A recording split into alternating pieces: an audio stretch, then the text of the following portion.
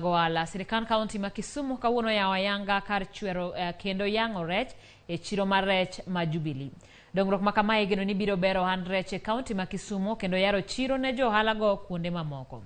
Chenro no omuonyo omenda maromo milion 2.5. Gavana Nyong'o lero ni chenro no biro konyo rito ler mar aluora ma iuse rech. Jo ohand rech kata kamano ne okwayo Gavana Nyong'o mondo ne ni weche mag stima, arita kwe ojiwe chiro no mondo gibed gi lwasi makare mar timo ohala. Watimo kaka wuono en gima lich ahinya. Mikoro wasechako process mar making sure nwaneno ni kaka ji timo ohala e market gi otim maber.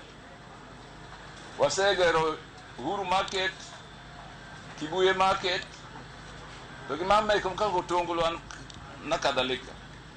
Koro gima important sani gima muhimu mondo wakony jogo maloko ohala market. Our intention to expand it, and alongside that expansion probably create an area where fish frying can be done so that the value chain can be complete.